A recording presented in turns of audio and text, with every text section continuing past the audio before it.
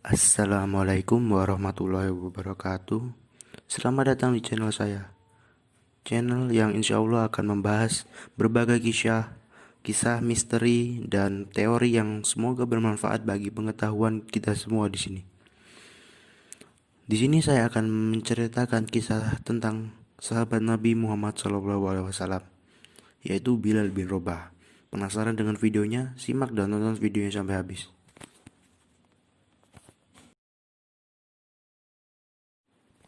Bilal bin Rabah merupakan salah satu sahabat Nabi Shallallahu Alaihi Wasallam yang dipilih untuk mengumandangkan azan pertama kali dalam sejarah.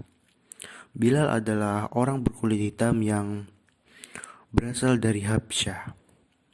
Bilal memeluk Islam ketika masih menjadi budak, dan ketika sang majikan tahu bahwa Bilal masuk Islam, Bilal terus-menerus disiksa oleh majikannya agar meninggalkan Islam.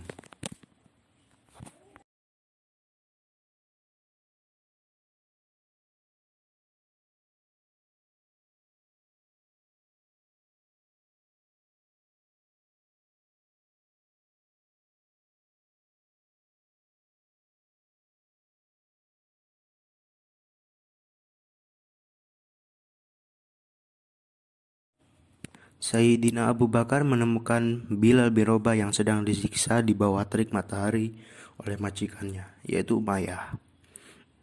Dadanya ditindih oleh batu yang besar sehingga dadanya pun menjadi sesak.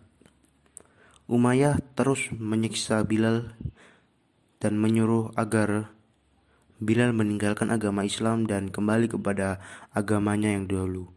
Namun Bilal hanya mengucapkan Ahad, Ahad, Ahad, yang maksudnya Allah ya Ahad atau Allah Maha Esa. Lalu Sayyidina Abu Bakar pun bermaksud membeli Bilal bin Rabah. Umayyah yang kaget justru menaikkan harganya yang berlipat-lipat ganda. Namun Sayyidina Abu Bakar tetap bersedia membeli Bilal. Umayyah menerima 9 ukiyah emas dari Sayyidina Abu Bakar.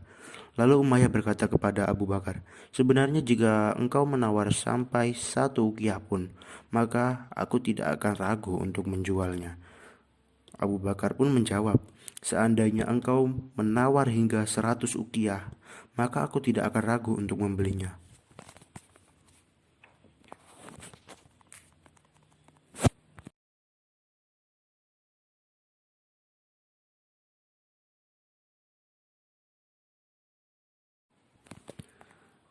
Abu Bakar membawa Bilal untuk dirawat. Semenjak saat itu Bilal bin Rabah pun selalu berada di sisi Rasulullah. Ia ikut berhijrah bersama Rasulullah dan para sahabat-sahabat yang lainnya. Bilal tinggal di Masjid Nabawi bersama sahabat-sahabat yang lainnya. Pada saat diputuskan untuk mengetahui waktu sholat adalah dengan mengumandangkan azan, Rasulullah Shallallahu Alaihi Wasallam mempercayakannya kepada Bilal. Bilal bin Rabah ditunjuk karena memiliki suara emas yang sangat bagus, lantang dan merdu, sehingga membuat siapa saja yang mendengarnya merasa terenyuh dan membuat hati menjadi dingin.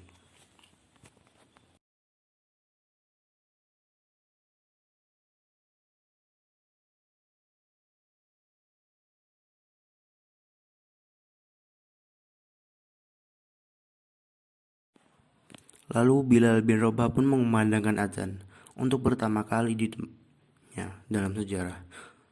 Bilal mengumandangkan azan di tempat tinggi di dekat Masjid Nabawi. Dan Bilal pun menjadi muadzin setiap hari. Bilal mengumandangkan azan setiap saat waktu sholat datang. Namun ketika Rasulullah Shallallahu Alaihi Wasallam wafat, Bilal tidak bersedia lagi mengumandangkan azan karena Bilal tidak kuat.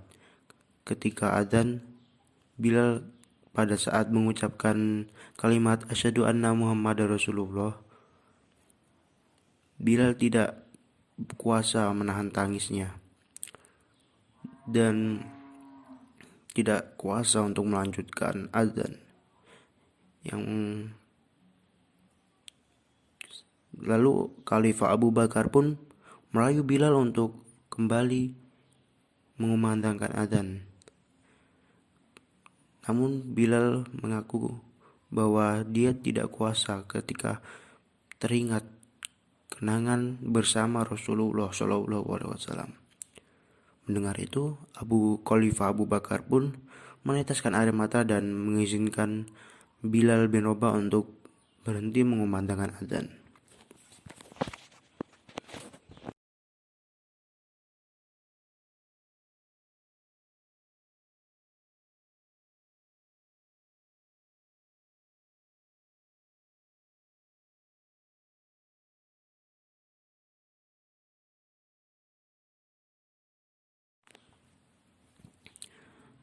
Bilal bin Rabah pun memutuskan untuk pergi ke Syam karena tidak sanggup lagi berada di Madinah. Berbulan-bulan Bilal berada di Syam, dan pada suatu malam Bilal bin Rabah bertemu dengan Rasulullah SAW di dalam mimpinya. Di dalam mimpi itu Rasulullah SAW berkata kepada Bilal, "Wahai Bilal, mengapa engkau tidak pernah menjengukku lagi?" Bilal pun terbangun dari tidurnya, bagaikan terpukul oleh kata-kata Rasulullah SAW itu. Bilal pun segera menuju ke Madinah, dan kedatangan Bilal di sana disambut oleh kedua cucu Rasulullah SAW, yaitu Hasan dan Husain. Keduanya lantas meminta agar Bilal bin Rabah mau untuk memandangkan adzan lagi.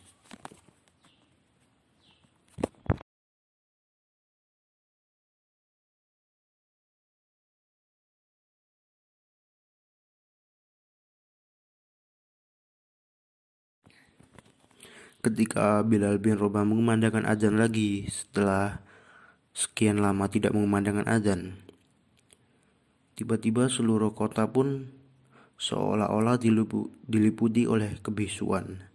Hanya suara adzan Bilal bin Rabah yang menggema ke seluruh penjuru. Mereka terkesima karena merasa kembali ke masa saat Rasulullah SAW masih bersama mereka. Tangisan pun pecah mengeringi usainya adzan dan lisan Bilal bin Rabah. Bagaimanapun perasaan Bilal masih belum kuasa untuk tinggal di Madinah. Setelah beberapa hari berada di Madinah, Bilal pun pergi ke Damaskus. Bilal bin Rabah menetap di Damaskus sampai ia menjemput ajalnya pada 20 Hijriah. Saya rasa cerita di video ini cukup sampai di sini. Terima kasih sudah menonton sampai habis, dan jangan lupa untuk subscribe, like, dan share. Terima kasih sudah menonton. Wassalamualaikum warahmatullahi wabarakatuh.